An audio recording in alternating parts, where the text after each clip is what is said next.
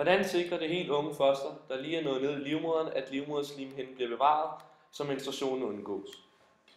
Hormonet HCG stimulerer det gule legeme i ægstokken til at danne progesteron og østrogen i starten af graviditeten.